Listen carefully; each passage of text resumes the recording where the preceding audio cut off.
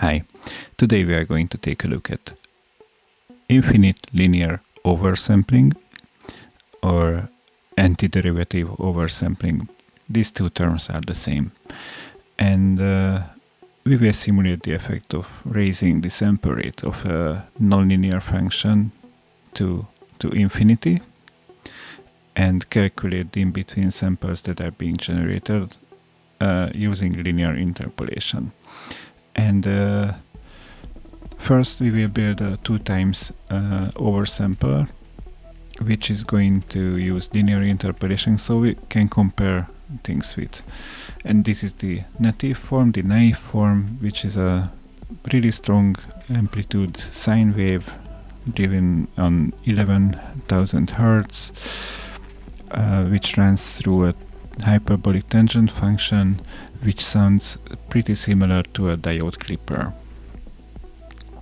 Anyways, let's start to build the 2 times linear interpolation. And first I'm going to put this whole thing into a designer, and I will just call this function naive. So it's doing what it does. So plug this here, and this can go back into input A of the analyzer. And let's create the designer for the 2 times interpolation, and for that we are going to need the naive twice. And what is A and B, and we will have to create inputs for these. And yeah, I don't even need anything else, so we will have an input of X and an output of Y. And we need to shift the X by half a sample, and that's being done like this. So we shift by 1 sample and add the current sample to it and multiply by 0.5. This is half a sample of the delay, and let's call this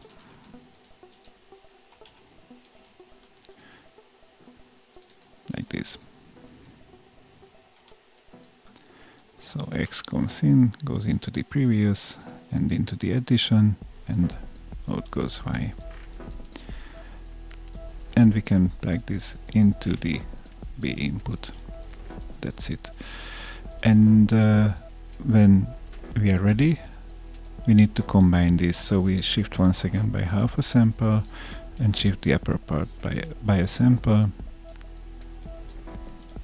Add this together and multiply by 0.5.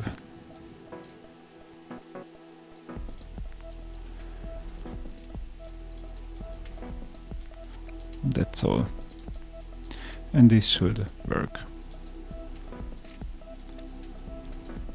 And indeed it works, and you can see that the aliasing is gone, and we have a bit damping. And not gone, but it's dampened. It's far from gone. It's about 6 decibels lower maybe. But this is the way linear interpolation works. It's pretty simple. So we can call this part the upsampler and this part the downsampler. And let's create the infinite linear oversampling. I call this ILO. And this is pretty well written in this document, which was created by Efflam Le Bivic. I found this many years ago, maybe in 2017, and saved it, and can't find this on the internet anymore. But this is a very useful little document. You can find the original paper, which is which can be found on diafix.de and in the 2016 archive. But that's a really academic explanation, and Efflam writes that that's not his cup of tea, actually. As far as I know, he is a designer himself, so he's a graphics designer also. And his approach is at least for me, more intuitive, where he explains what clipping is, I think that's pretty obvious. And then he explains that the clipping in the digital domains domain usually does not happen on the actual sample positions, and this leads to aliasing because of we calculate it like it would happen here, while in the reality it should happen in between two samples, and that leads to situations where different states can result in the same output. And this is pretty clear. And here he explains why why linear oversampling works. And you can see that if we have more data in between samples, then we get closer to the ideal situation. And if you have seen how integration works, and then you can see that we are slicing up the function into small increments, and we are actually interested in the area below the function. And this is why integration comes into the game, and the idea is to calculate the integral of the whole function, or the whole nonlinear function, and subtract the integral of the previous sample. So we get the area below the current sample, in between the current sample and the previous sample, which means that we have infinite slices. And this is why this is infinite linear oversampling, because we know what's in between these. And that's beautiful, I think. And we have to normalize the function, so we have to divide it by the delta of the input and the previous input, and then we get the result. And we have to take care of this divider here, because of it can easily be 0, and for that we need to create a switch that switches between the naive distorter and the integration. And he also provided a reactor patch here, and yeah, we are going to build something like this now. And yeah, this is the ILO, and we know that we are going to need the naive integrator for this, which we have here. We are going to need something that calculates a delta, and it will need an input of x, and we will subtract the previous value from the input like this, and output is y. So this is something really simple, and we know that we need the delta of the input like this, and this will also go into there. And we also know that we need to delay by half sample the naive signal, so I just borrow this half sample delay from the 2x oversampler and put it here.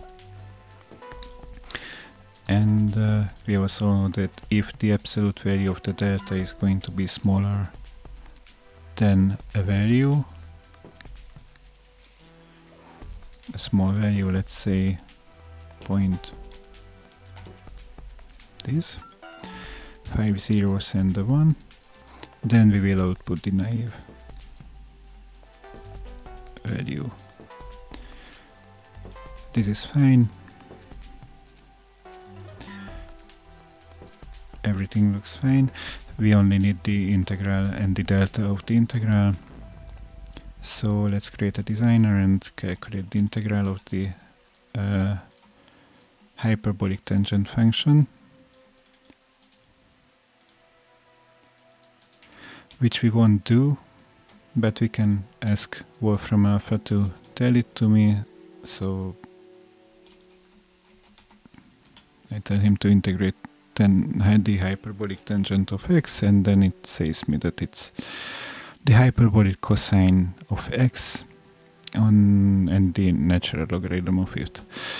And this is easier to build than than it is to read, so we choose hyperbolic cosine of x and take the natural logarithm of it, and here we go. This is the integral of the hyperbolic tangent, and we need the delta of this,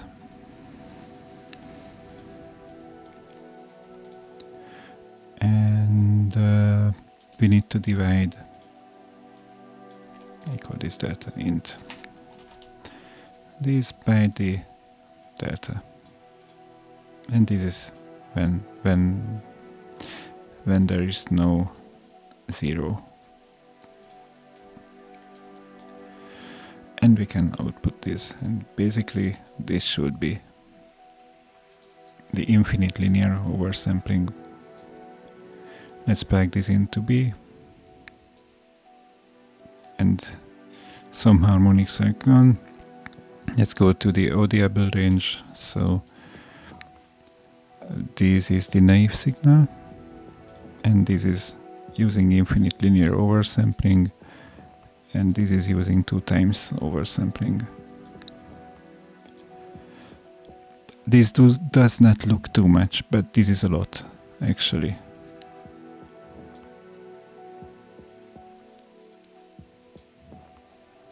This really is a lot.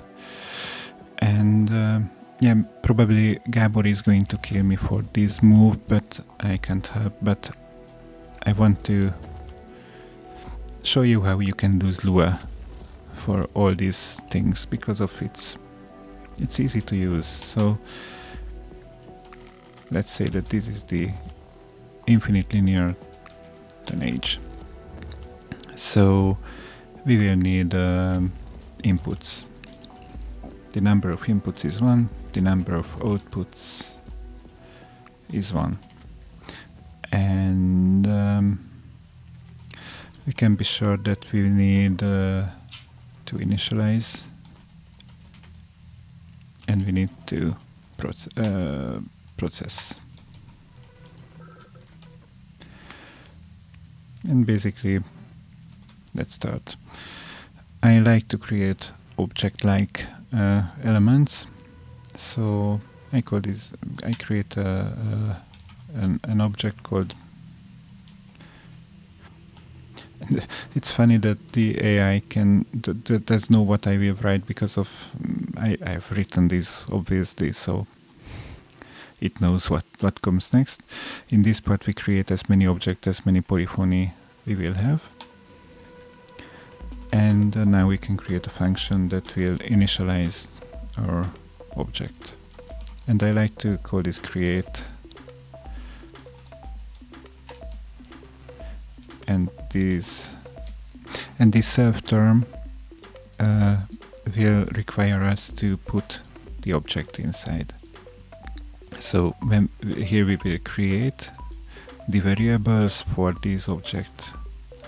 So we will fill this table, and we will have for sure one previous value for x.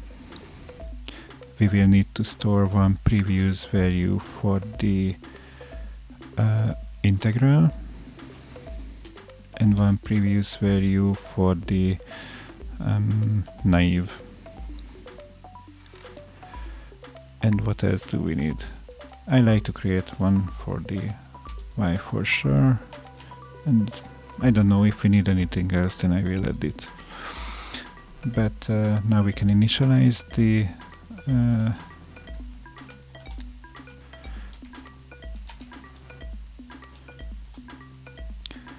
function or the object, and then we can create the output. So the first output is going to be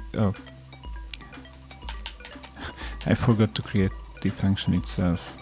So local function DSP infinite linear oversampling, and this will just require the object which it's going to work on, and the input of x. And we know that we will have a local called naive, which is going to be the hyperbolic tangent of x. Not x, I don't know why it tells me x equal, but yeah. Then we will need to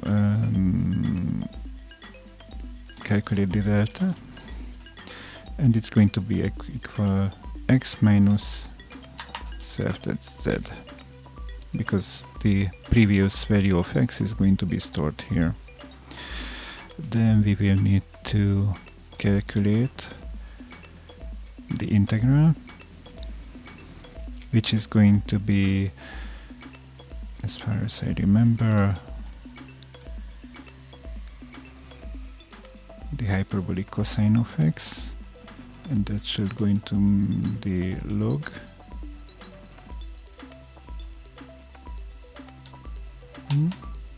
I want e.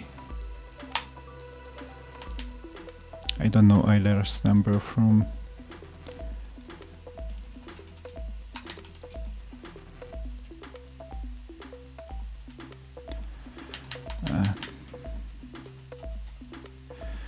I need to search for it, sorry.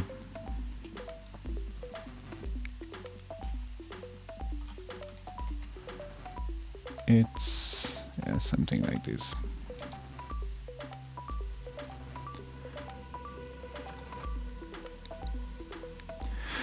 And yeah,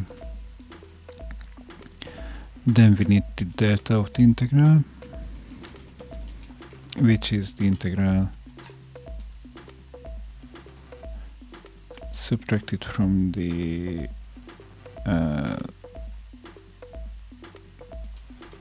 self.int, because of the previous integral value is going to be stored here. And now we need to check if the delta, the absolute value of the delta, is smaller than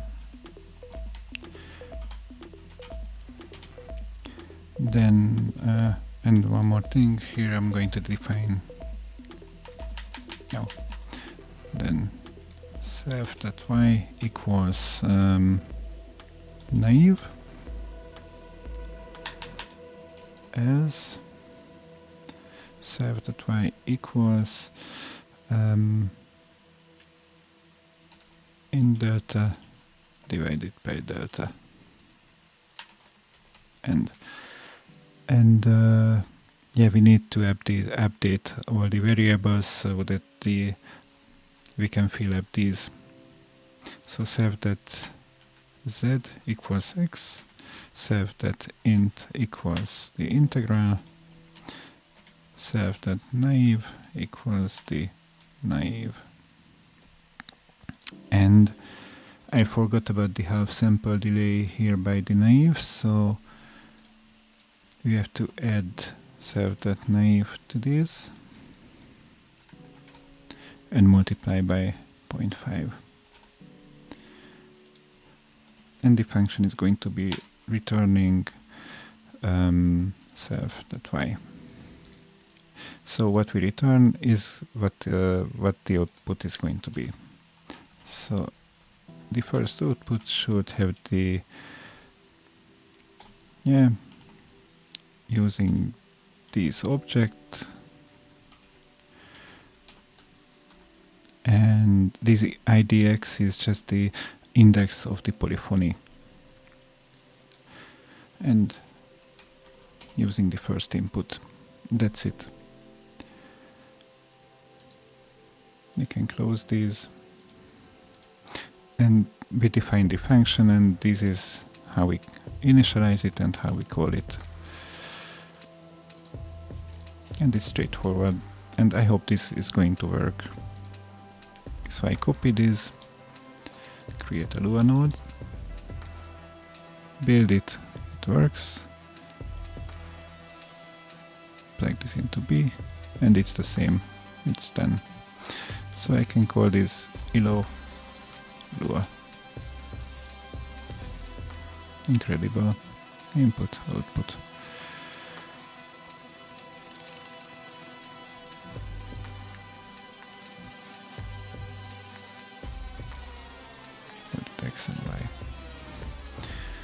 So yeah, this is the way this this oversampling works, and it sounds really a lot better than anything else that's linear interpolation, even better than 2 times or 4 times cubic. So this is really good. The only thing that it doesn't care about is band limiting. So it's not applying any filtering on the original Nyquist, and that's why I like to use this kind of oversampling in conjunction with other oversampling techniques, and especially I like polyphase all pass oversampling, which creates a very sharp edge near the Nyquist, and creates a band-limited oversampled signal, and I like to use 2 times infinite linear oversampling using polyphase oversampling. So it's pretty complicated, or even 4 times sometimes, but this makes things a bit complicated. And as you can see, this is not a generic method, so this is not something that you can apply to anything, because of the infinite linear oversampling is requiring the integral to be calculated, and for that you have to know the function that you are working with. So this is not a method that will solve every issue ever, but this is a method that helps creating high quality saturators. And yeah, basically this is what I wanted to show now. I hope this was somewhat interesting and not too long, and yeah, I hope that you will like it. And if you like this kind of content, then leave a like or subscribe, or yeah, do whatever, leave a comment anyways, and I will try to share this patch on our Discord, but this is really just for learning purposes, because of, or if you are interested in DSP, or if you just want to know how things work. But yeah, nowadays I was playing around with these kind of things, and especially with non-linearities, and maybe this will be followed up by a filter. I do not want to make this channel a DSP channel, but